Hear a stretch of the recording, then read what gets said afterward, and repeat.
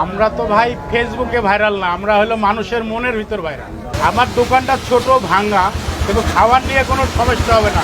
খাবারটা আপনি 100 পাবেন। আগে মানুষের দোকানে কর্মচারী ছিলাম। আমি সর্বপ্রথম 5 টাকা বেতন থেকে এই কাজটা শুরু করেছি। আগে বড় পিস বিক্রি করতাম 4 টাকা 5 টাকা।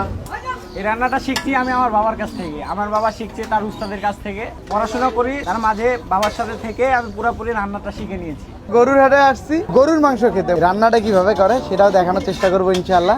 রান্না করার জন্য কড়াই বসাচ্ছি। এখন মূলত পেঁয়াজটা ভুনা করে নেবো আমরা কালা ভুনার জন্য। এখানে এখন দিলাম 1.5 কেজি তেল, তেজপাতা, দারচিনি, এলাচ, সাদা এলাচ, এই যে সাদা এলাচ। হ্যাঁ, এখানে কোনো কাপচুটি না, এখানে আপনাদের চোখের সামনে যা দেবো সব। এটা কি শুধু পেঁয়াজ ভুনার জন্য লবণ দিচ্ছেন নাকি এটা দিয়ে রান্না হবে? এই লবণ দিয়েই এই লবণ দিয়ে রান্না হয়ে যাবে। 20 কেজি টাটকা গরুর গোশ এখানে আনিয়েছি, আপনাদের চোখের সামনে ঢাললাম। আগে আমরা এরকম করে বড় পিস করে বিক্রি করতাম, বুঝলেন ভাইয়া? আগে বড় পিস বিক্রি করতাম 4 টাকা 5 টাকা। আগে মানুষের দোকানে কর্মচারী ছিলাম। মানুষের দোকানে অনেক পরিশ্রম করেছে, অনেক কিছু করেছে। করার পরে আমার উস্তাদ বললো যে বাবা তোর বয়স হয়ে যাচ্ছে, আস্তে আস্তে এখন তুই নিজে একটা দোকান কর। আমি যে সময়তে কাজে আসি সেই সময়তে আমরা আসলে খুব গরিব মানুষ। আমি সর্বপ্রথম 5 টাকা বেতন থেকে এই কাজটা শুরু করেছি। ভাই আপনার এই দোকানের লোকেশনটা কোথায়, জায়গাটা কোথায়? রাজশাহী সিটি হাট, এটা আপনার গায়ে হাটা মিডিলটে আমার দোকান। মানুষ চিনবে কিভাবে? আপনার দোকানের তো নাম নাই, ব্যানার লাগে না, খাবারটাই যথেষ্ট। যদি সুস্বাদ হয়, ভালো হয়, অবশ্যই মানুষ আমার কাছে আসবে। এই যে আমার পার্মিনাল কাস্টমার ভাইয়েরা, এনারা 7 জন 8 জন 10 জন করে আমার কাছেই ভাগ খায়। আমার দোকানটা ছোট ভাঙ্গা, কিন্তু খাবার নিয়ে কোনো সমস্যা হবে না। খাবারটা আপনি 100 পাবেন। আমরা তো ভাই ফেসবুকে ভাইরাল না, আমরা হলো মানুষের মনের ভিতর ভাইরাল। যারা আমার খাবারটা খায় তারাই রেগুলার আমার কাছে খায়।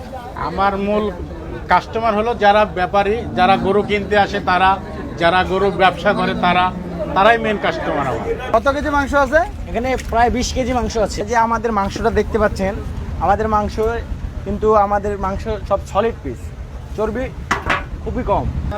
কাঁচামরিচ, এটা কাঁচামরিচ, এটা হচ্ছে আদা রসুন বাটা। জি, এটা কি? হলুদের গুঁড়া। হলুদের গুঁড়া যাচ্ছে।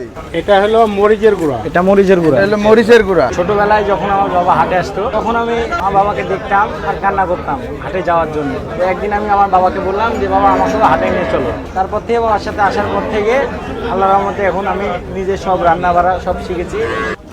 ও, এখন তো কালারটা চেঞ্জ হয়ে আসছে তাই না? হ্যাঁ ভাই, এখন খাওয়ার উপযোগী হয়ে এসছে। খাওয়ার উপযোগী, এখন খাওয়া যাবে। জি জি, আছে এলাচ আছে, দারচিনি আছে, এবং এর ভিতরে ধনে আছে। নাড়া দিচ্ছেন। এখন তো এমনিতেই কালো কালো হয়ে গেল। হ্যাঁ, কালো বোনা ছাড়াই তো এই কালো হয়ে গেল। এখন আরো কালা ভুনা হবে। আরো কালো হবে। জি, এখন রান্নাটা শেষ হয়ে গেছে, এখন আমরা উপরে তুলবো, ওখান থেকে আবার গোশ নিয়ে কালা ভুনা তৈরি করব। এখন কি করবেন? এটা থেকে এটা থেকে কালা ভুনা তৈরি করে কালো বোনা তৈরি করবেন। পেঁয়াজ দাও, দাও। এখানে কালো বোনা হবে। এখানে কালা ভুনা হবে।